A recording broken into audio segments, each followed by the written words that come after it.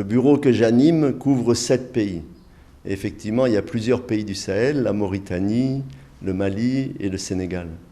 Et mes autres collègues dans les bureaux qui sont en Afrique centrale ou sur la côte couvrent les autres pays du Sahel, le Burkina, le Niger, le Tchad, le Nigeria, etc. Donc pour moi, le Sahel, voilà, c'est d'abord un ensemble d'une dizaine de pays. C'est bien sûr, comme on le sait tous, une zone agroclimatique. Et pour nous, au FIDA, c'est assez important parce qu'avec le changement climatique, il y a beaucoup d'impact sur les populations. Et puis, bien sûr, c'est une population très dynamique depuis des siècles, avec beaucoup de relations entre tous ces pays, beaucoup de corridors commerciaux, etc. Et parfois, ces temps-ci, les échanges commerciaux sont mis à mal, soit par les conflits que connaît le Sahel, soit par l'épidémie de Covid, comme il y a eu cette année, qui a provoqué la fermeture de frontières ou la fermeture des marchés.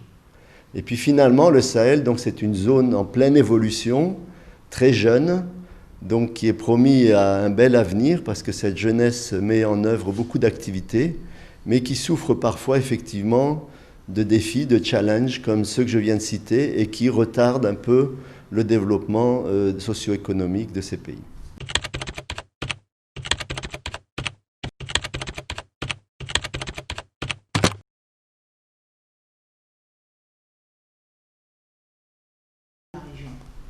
Alors la situation, elle est très variable d'un pays à l'autre. On peut dire que cette année, malgré le Covid, on a eu la chance d'avoir une bonne saison agricole, en général de bonnes pluies. Donc ce qui fait que la production a augmenté un peu partout. De plus, beaucoup de jeunes qui n'avaient plus de travail en ville sont retournés aux champs, au village, et ont pu cultiver davantage que d'habitude. Mais disons que c'est une année un peu exceptionnelle et que, d'une manière générale, le Sahel ne couvre pas ses besoins alimentaires. Et donc on a presque 30 millions de personnes qui souffrent de malnutrition et beaucoup d'organisations telles que nos agences sœurs du PAM ou de la FAO en prennent compte et c'est quelque chose d'important qu'il faut continuer.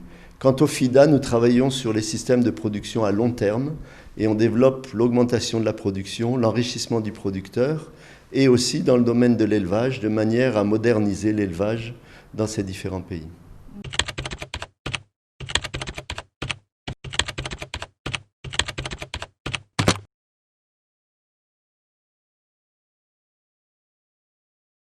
Bien défini. Alors le FIDA travaille dans tous les pays du Sahel. Vous pouvez aller voir n'importe lequel de ces pays, il y a toujours 2 à 3 projets en cours. Le portefeuille global est à peu près de 2 milliards de dollars, ce qui est en cours, dont 1 milliard de dollars investis par le FIDA. Donc ça fait plus d'une vingtaine de projets dans les pays du Sahel, et ces projets sont en moyenne d'une durée de 6 ans. Je crois que ce qui est important, c'est de considérer la population qui est impactée par chacun de ces projets, qui peut en bénéficier. Et là, vous pouvez compter entre 2 à 500 000 personnes, 200 000 à 500 000 personnes par pays. Et dans les pays les plus grands, on peut toucher jusqu'à 1 million de personnes. Donc quand on fait la somme de tous ces pays, ça fait quand même beaucoup de bénéficiaires, près d'une dizaine de millions.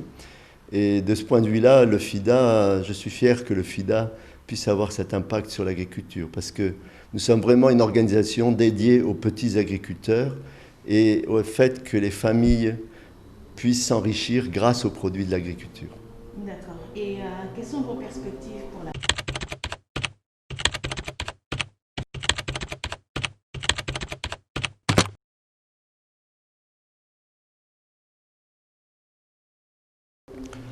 Alors dans les perspectives, vous avez différents niveaux.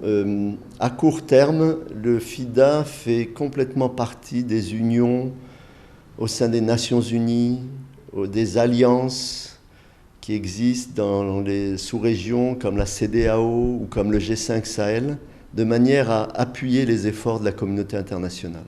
Donc nous avons par exemple en préparation un grand projet régional sur 6 pays que nous réaliserons avec le G5 Sahel et qui vient d'être approuvé par le conseil d'administration du FIDA.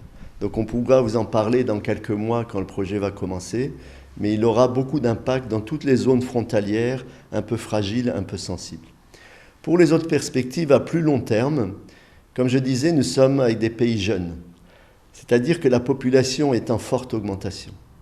Et le FIDA aide à donner un travail à tous ces jeunes, à faire qu'ils créent eux-mêmes leur propre entreprise rurale. On les appelle les agripreneurs. Vous savez, ils font de l'agriculture, mais sur un mode entrepreneurial.